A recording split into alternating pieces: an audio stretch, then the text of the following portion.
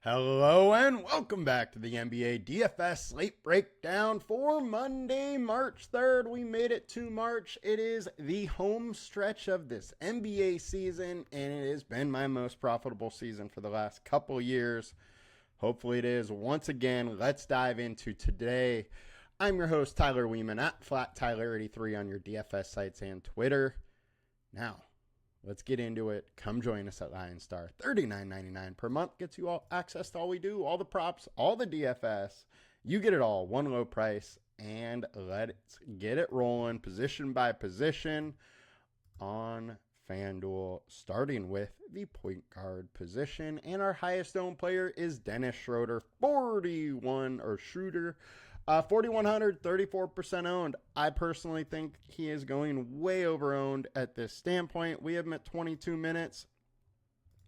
He's been productive off the bench in this limited role, but there's just, major ceiling issues with him at this price. The chance of him going 30 really isn't that high in 22 minutes, although he did do it a few games ago, but that was a 148 to 142 game. You just can't expect that type of workload. I understand why people are going there. There's not too much value out there, but I think there's plenty to not go a Schroeder at this point. Next, we got Kyrie Irving, 9,500, 25% owned. The ceiling is obviously there. He's, has that ability to go for 60. My issue is he can't do that consistently, and this is a real high price for him. I am not getting a ton of Kyrie Irving. I'm fine getting a little bit, but I'm not going to go super hard on him, and that's my only issue with this. I just think he's going over-owned. Next, we got Tyler Hero, 8,900, 22% owned. There's no Khalil Ware in this game for Miami, so my expectation is Bam slides back over to the center spot, and it's a great matchup for Bam. Good matchup for Tyler Hero. I just think he's a little pricey at almost 9K. I expected to get to a little more than I am. I'm just really not getting much of him in this spot. Now, pivot-wise, I got Steph Curry, 9.1K, so very similar price to Hero, but I think it's a little safer, and he has a little more ceiling, so I would rather go Curry. If I would rather go Curry than Kyrie Irving, I would say it's a very similar setup. I don't mind either of them. Curry's just a little bit cheaper, going a little lower owned. I'll take the chance and probably go Curry. Next, we got Ja Morant, 8,300, 7% owned. He is questionable. So, and this is a big decision point on this slate. If Ja is out, a bunch of Memphis guys are going to look very good. We got a 252.5 total. Memphis is set 9-point favorites. Ja's out. Maybe that goes down to 7 or 8. Regardless, it's a good spot. High scoring. Ja's been solid. He's been playing, 31 to 34 minutes. Maybe that comes down a little bit now that he's questionable again. But I think the ceiling is there in this matchup, and he's just too cheap for the ceiling that he has. This is a guy that is continually in that mid-40s area and gets into the 50s occasionally, even with this amount of minutes that he's playing, where he's not always at that 34, 35 more minute level. I like the spot for Ja, and I think he's going way under owned right now. Dyson Daniels, 7,800. Once again, 252.5 total. This is a tough matchup for Trae Young, in my opinion. And with that, I think Dyson Daniels is the one that most likely comes out good in this situation.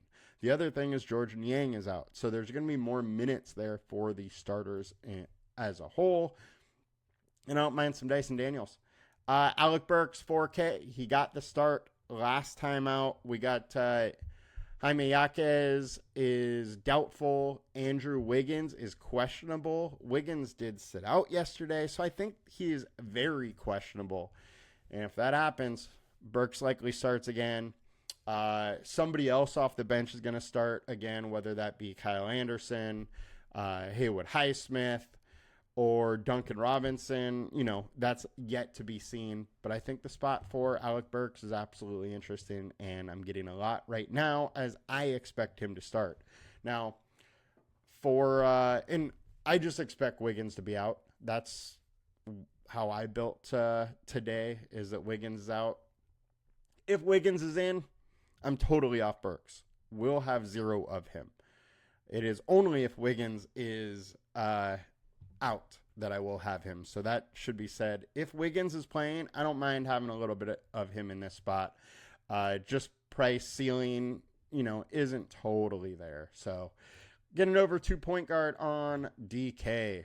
Schroeder, Cade Cunningham, 10.1K for Cade. I'm totally fine to get a little bit of him. Not going to go super hard, but it is a good matchup for him. 20% owned is fine, and Kyrie Irving will cover. Dyson Daniels at 6,800 is too cheap for me. I'd be getting a decent amount of him.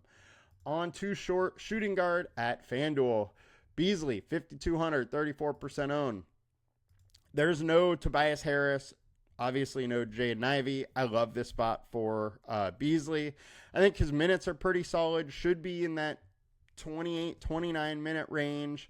And there is a chance he starts and is able to play a ton of minutes. When he starts, he generally gets some real solid minutes. We have him as the expected starter now. Last 5 starts, he's played 35.4 minutes. So I like the spot for Beasley. Think there's some upside there. Hero, Schroeder, we covered. Desmond Bane, 8K. I don't mind getting a little bit. He is going to be good to go. He's been removed from the injury report. My only thing I have to say about this one, I like him if Ja's in, but just a little bit. If Ja's out, Desmond Bane's going to look great, and I'll probably have a lot of them. Pivot time, Quentin Grimes, 6,200. It's a pricey spot for him. He's been playing at a 1.07 fantasy points per minute with the 76ers without Embiid. There's not going to be Embiid in this game. His 2 ceiling games, no Embiid. I think this 76ers team is willing to give him that run, and he's in a very good spot versus Portland. Really good matchup for him. So definitely interested in this spot for Quentin Grimes. This price is up there, though. Most likely situation is he doesn't pay it off, or he's 5x, which it's not gonna kill you. But I do think there is that outlier situation where he could get into the 40s or into the 60s. So 50s. I don't think these huge eruption spots are really going to continue for him. I don't think he's that kind of explosive scorer. But he's getting it done right now and averaging 17.4 points per game as a starter over his last 20. That's real points. He's at 31 points per 100 with this 76ers team. So there's absolutely upside there. Next, Zach LaVine, 7,700. There is no Domantas Sabonis. So I think the ceiling is there in this spot. We've seen 250 burgers from him as a king, and there's definitely a chance versus this Mavs team that he could do it again. I don't mind getting a little bit of him. Jalen Green, 7,100. It is a very, very tough matchup versus a very good OKC team. My thing here, if the Rockets have the ability to stay in this game, I think it's going to be because Jalen Green is putting the ball in the bucket. I think he is their hope to be able to score with the Thunder.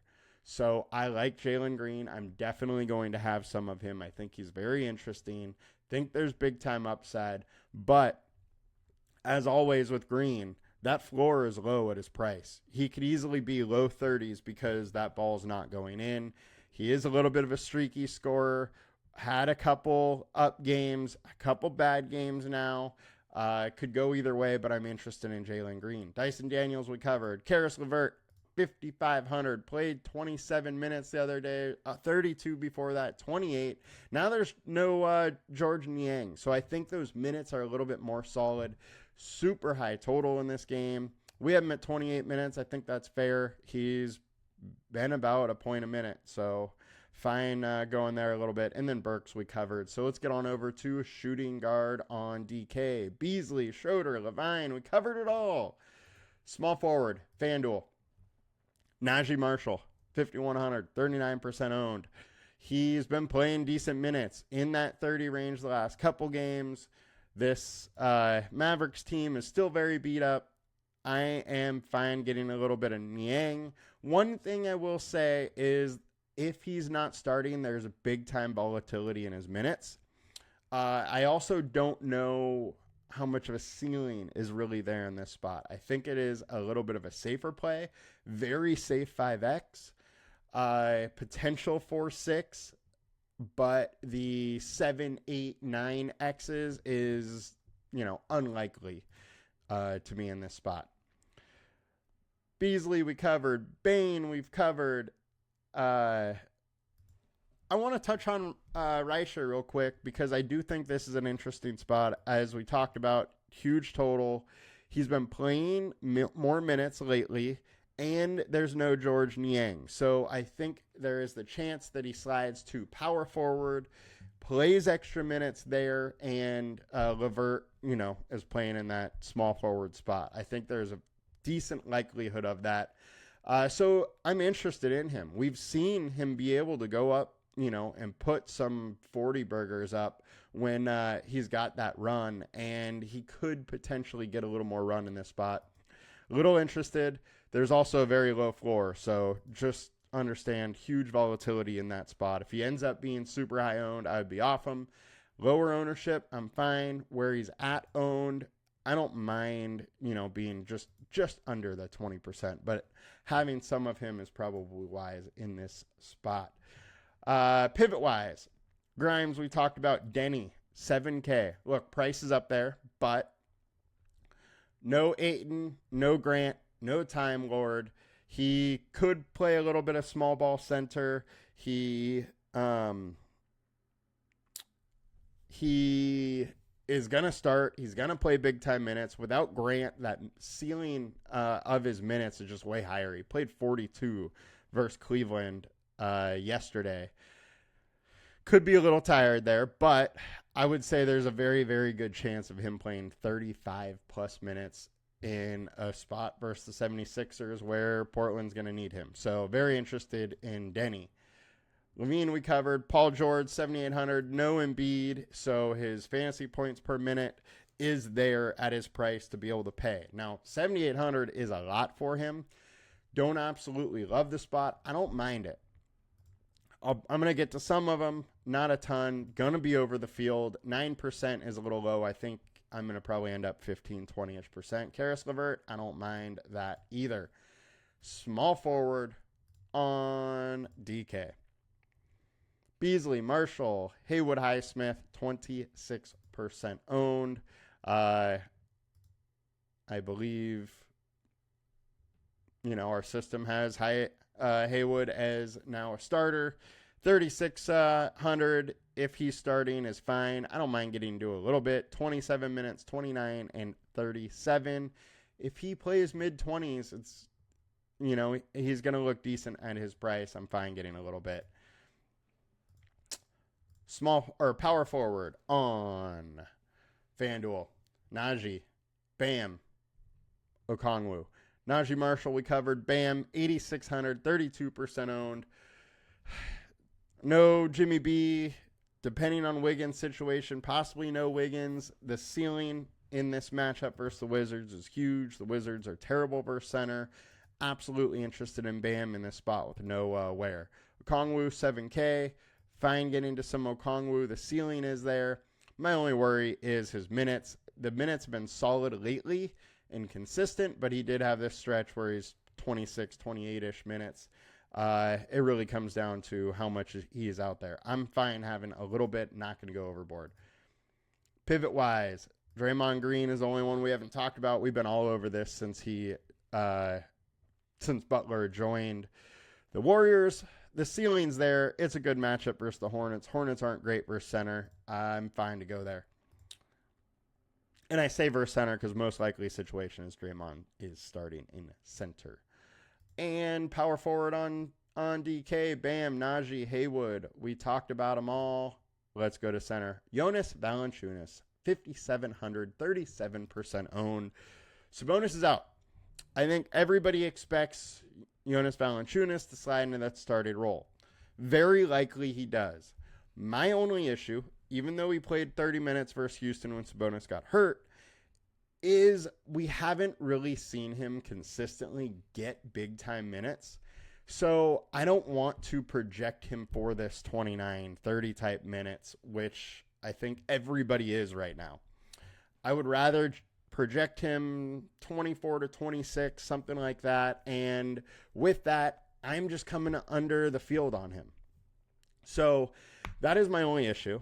The fantasy points per minute scale for him is terrific. If he plays that 30 minutes, he should be as owned as he is. If he plays 24 or 26, the ownership's a little high. I like the spot. I'm going to get some, but I'm going to be in with the reason. I think he might be going a little high owned right now. But he is one of my highest owned centers for sure. And Draymond, Mark Williams, pivot, like both of them. Mark Williams at 8K, huge ceiling. We've seen 49s and 50s out of him, mid-50s. So fine going there. And I think he is a nice little pivot off of Jonas at way less ownership. Obviously, like Bam, too, we've talked about him already. I think today, with him being power forward and center eligible, I would rather him in the power forward spot because there's several centers I like as well. I don't mind if I get him at few at center, but power forward is most likely where I will play him. And to the center spot on DK, we got Jonas, 5,400, Bam, 84, Okongwu, 6,100, and that'll do it for us today, guys. Hope you guys had a good one, had a great weekend. Let's make some money. Let's hit March hard. See you guys later. Peace.